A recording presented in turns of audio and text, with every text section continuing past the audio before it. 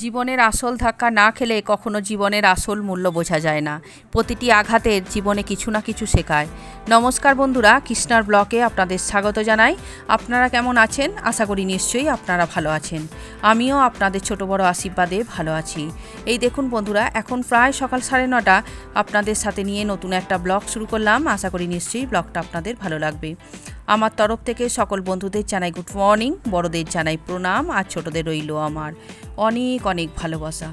সকালে আজকে প্রচণ্ড ব্যস্ত, রাত্রিরে 2-1 ঘন্টা খালি ঘুমিয়েছি।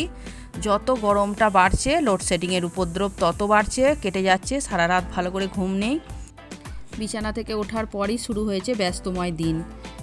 আপনারা তো দেখলেন সিদ্ধার্থের বাবার যে খাবারগুলো ছিল সেটা আগের দিনেরই বানানো, লুচি পরোটা যেগুলো ছিল। সকালবেলা শুধু খালি একটুখানি আলুর সবজি বানিয়ে খেতে দিয়েছি। আসল কথা, আলুর সবজিটা এই জন্যই বানিয়েছি যেহেতু আমরা একটুখানি মুড়ি খাবো, আমি বুনু একটুখানি মুড়ি খেয়ে নেবো, কিন্তু সিদ্ধার্থের বাবা একদমই মুড়ি খেতে ভালোবাসে না। তো সেই জন্যই লুচি বা পরোটা যেগুলো বাসি রাখা ছিল সেগুলো খেয়ে নিয়েছে। আর এই দেখুন সকালবেলা রান্নাঘরের ব্যবস্থা শুরু করে ফেলেছি কিছু মাছ এনে। আসল কথা, আজকে সিদ্ধার্থের একটু জন্মদিন। আর দ্বিতীয় কথা, বুনুও আজকে চলে যাবে হোস্টেলে। কাল রাত্রিবেলা হঠাৎ করে ফোন এসেছে যে সোমবারে তাকে কলেজ জয়েন করতে হবে। তো সেই জন্যই ভাবলাম যে তাড়াতাড়ি করে একটু মাছ ভেজে দিই, মাছ খাওয়া যাওয়া যাতায়াতের জন্য শুভ। আর যেহেতু সিদ্ধার্থের জন্মদিন সেহেতু মানে ভাবলাম মাছই করে দিই। আর মন মেজাজ একদমই ভালো নেই, শরীরও সেরকমভাবে একদম ভালো নেই, কারোর ভিডিও দেখতে পাচ্ছি না। আজকে কটা দিনই হলো আমি ভিডিও ছাড়িনি। তো আমাদের মেয়ে ছেলের জীবনটা এমন, যে কোনো পরিস্থিতিতেই হোক শক্ত হয়ে উঠে দাঁড়াতেই হবে। পরিবারের মানুষগুলোর হাসি খুশি দেখার জন্য আমাদের পড়ে থাকলে হবে না। সবসময় অনেক কষ্ট থাকলেও হাসি মুখে আমরা সমস্ত কাজ হাসিল করার চেষ্টা করি। কেউ কেউ হয়তো তার মাকে দেখে শিখে আসে যে তার মা অনেক কাজে নিপুণা, সেই জন্য শ্বশুরবাড়িতে এসে সেই কাজটি ধরে ফেলে। আবার কেউ কেউ আছে যে তার মা হয়তো অসুস্থ, কিন্তু তাকে কাজ করতে হয়েছে সেই পরিবারে গুছিয়ে বাগিয়ে, তারপরে সে কাজে নিপুণা হয়। কেউ আবার শ্বশুরবাড়িতে এসে বড় ধাক্কা খায়, তারপর থেকে কাজে নিপুণা হয়। আমার হয়েছে শ্বশুরবাড়িতে এসে শাশুড়ির কাছে ধাক্কা খেয়ে কাজে নিপুণা। আসল কথা, শাশুড়ি মা একদমই পছন্দ করতেন না যে শরীর খারাপ বলে আর পড়ে থাকা বা কাজ না করে শুয়ে থাকা, এগুলো একদম শাশুড়ি মায়ের পছন্দ ছিল না। যখন আমার খুব শরীর খারাপ হতো তখন শাশুড়ি মাকে বলতো আমার শরীর ভালো নেই, কিন্তু শাশুড়ি মা একদম শুনতে নারাজ, বলে শরীর খারাপের অজুহাত দিয়ে কোনো কিছু নয়, যেমন পারবে তেমনি করতে হবে। আসল কথা, এটা শাশুড়ি মায়ের কোনো দোষ ছিল না। এদিকে আপনাদের কী রান্না হয়েছে একবার শেয়ার করিয়ে দিই। শাক, ভাত, ডাল আর এই মাছ হচ্ছে। এইটুকুই খাবার, যত তাড়াতাড়ি বুনুকে খাওয়াতে পারবো। আর বললাম তো জন্মদিনের কোনো প্রিপারেশন নেই। আর আপনাদের আমি এখানে একটা দেখালাম যে ভিডিও চলছে, এটা হচ্ছে আমার মিষ্টি বোন SS কিচেনের, তার একটা খাবারের ভিডিও ছেড়েছে, সেটা চলছে। আমি এইভাবেই রান্না করতে করতে ওয়াচ টাইম দিয়ে থাকি। আর যেসব মানুষগুলো আমার কাছে খুব প্রিয় বা বিশ্বাসের যোগ্যতা থেকে কাজ করে, যে দিদি ভাই লিখে দিয়েছে যে দেখে নিয়েছি বলে, অনেকেই জানে যে আমি সম্পূর্ণ ফুল ওয়াচ না করে আমি কোনো ভিডিও ক্লিক করি না। ক্লিক করা মাত্রই আমি সম্পূর্ণ ফুল ওয়াচ করি। তো আমি ওখানে লিখে দিই দেখে নিয়েছি বা শুরু করলাম, শেষ করলাম। যারা আমাকে ভীষণ বিশ্বাস করে তাদের ভিডিওগুলো আমি এইভাবেই দেখে শেষ করি। তো যাই হোক, এদিকে তাড়াতাড়ি করছি যাতে রান্নাটাও শেষ হয়। আর এদিকে কিচেনের বাসনগুলো আস্তে আস্তে ধীরে ধীরে অল্প অল্প করে তুলতে শুরু করেছি, যে ঠিক মতো টাইমে বুনুকে খাইয়ে সমস্ত কিছু ব্যবস্থা করে পাঠাবো। তো যে কথাটা বলছিলাম, ফিরে আসি। তো শাশুড়ি মায়ের তো দোষ ছিল না। শাশুড়ি মা 6 ছেলেকে নিয়ে সংসার করেছে একাই। ওনার কাছে কোনো আগুপিছু মানুষ ছিল না, যা জেউলি কেউ ছিল না। তবে 6টা ছেলেকে সেইভাবেই কেয়ার করেছে। তো সেই জন্য ভাবতেন যে আমাদের একটা দুটো করে বাচ্চা যেন কোনো জায়গায় অলসতার কাজ না করে, নাতি নাতনিদের যাতে কষ্ট না হয়। তো প্রথমে যখন এই কথাটি শুনতাম ভীষণ আমার মনে একটা রাগ জন্মাতো, যে মা আমাকে কীরকম করে রেখে দিয়েছিল আর শাশুড়ি মায়ের কাছে এসে এই অবস্থা। কিন্তু এখন তিলে তিলে ভাবি যে শাশুড়ি মা যদি আমাকে এই জায়গাটা ছেড়ে দিত, তাহলে সে যেরকম পরিস্থিতি হোক সেরকমভাবে আমি কাটাতে পারতাম না। এই হয়তো এখন যা শরীরের অবস্থা, বুনু চলে যাওয়ার পর, এই ভিডিওটা শেষ হওয়ার পর আমি একদম উঠে হাঁটতে পারছিলাম না। মানসিক ও শারীরিক কষ্টতে সে আর বলে কথা না, কিন্তু টুকটুক করে একটা একটা করে দিন ঠিক পার করতে পারছি।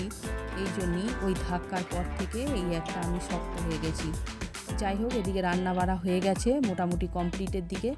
চলুন, অনেকক্ষণ ধরে বুনু অপেক্ষা করছে চলে যাবে।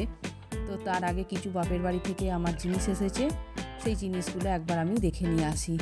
অনেকক্ষণ ধরে বুনু অপেক্ষা করছে যে কতক্ষণে মা আসবে। একবার করে উঁকি ঝুঁকি মেরে যাচ্ছে যে আমার রান্নাটুকু হয়েছে নাকি। তো তাকে বললাম যে হ্যাঁ বাস শেষ পর্যায়ে এসেছে, চলো এবার যাই, গিয়ে দেখে আসা। মা কিছুদিন আগেই এসেছিলেন, সেগুলো তো আপনাদের সাথে শেয়ার করেছিলাম যে মা কী কী দিয়ে গেছিলো বা আমি কী কী দিয়েছিলাম। তবে মা চলে যাওয়ার পর এই দেখুন, যেহেতু আমার বড় যা গেছিলো আমার বাপের বাড়ির কাছেই, তো সেই জন্য মা ভেবেছিল কৃষ্ণা শ্বশুরবাড়ির যখন মানুষগুলো এসেছে তখন ওদের হাতে করে আমি কিছু জিনিস পাঠিয়ে দিই। যেহেতু সিদ্ধার্থের জন্মদিন, তখন এই সিদ্ধার্থের জন্য এই জামাটুকু পাঠিয়ে দিয়েছে। তবে এসে দেখি না অনেকটাই বড় হবে সিদ্ধার্থকে, এখন রেখে দিতে হবে। তবে আমার মা বোন যারা আমাদের সমস্ত জিনিস দেয়, তো তাদের আমি সবসময় মানা করি যে বাচ্চাদের জন্য কোনো জামা কাপড় কিনো না, সব টাকা পয়সা দিয়ে দেবে। কেননা আমি ঠিক মতো ওদের যাতে যেরকম মন পছন্দ হবে সেরকম কিনে দেবো। বা সিদ্ধার্থ একদম তো রোগা পাতলা, সব জামা একদম ওকে ভালো লাগে না, সেই জন্য আমি ভেবেছিলাম যে তাকে তার মতো করে কিনে দেবো। যাই হোক, মা পাঠিয়ে দিয়েছে, এখন রেখে দিতে হবে। আর এই যে মা যখন এসেছিলো তখন বুনু গল্প দিচ্ছিল আমাকে যে মা তার বান্ধবীদের সব অনেক স্মার্ট ওয়াচগুলো আছে, তো তার নেই, তার সে একটা কিনবে।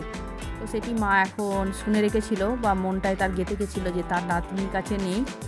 আর আমিও তখন বুনুকে বলেছিলাম যে স্মার্ট ওয়াচ আমারও একটা শখ আছে, তো মা এই যে দুজনকার জন্য স্মার্ট ওয়াচ পাঠিয়ে দিয়েছে।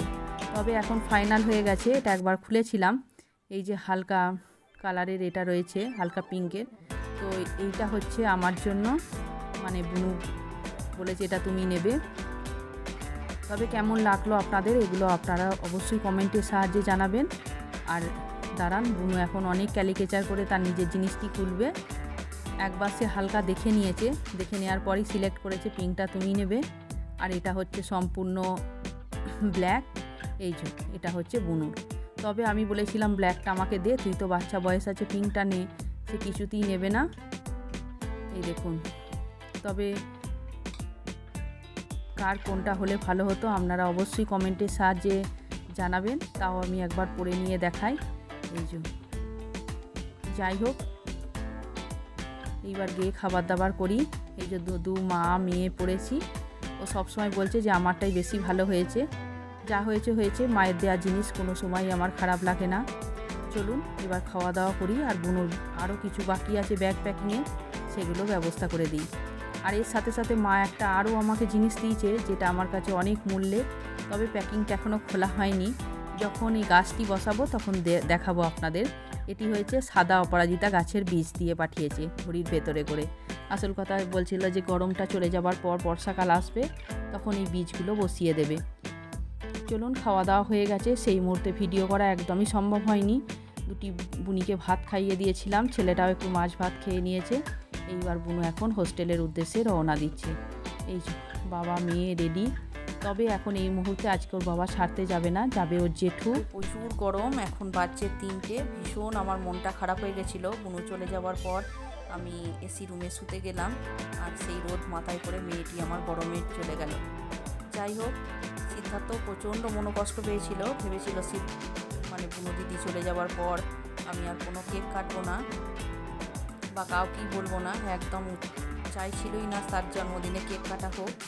কিন্তু সিদ্ধার্থের বড় পাপা তার ছোট্ট হাত ধরে একটা কেক কেটে দিয়েছে যাতে বাচ্চাটি খুশি হয়। এই পর্যন্তই ছিল সারাদিনের ভিডিও।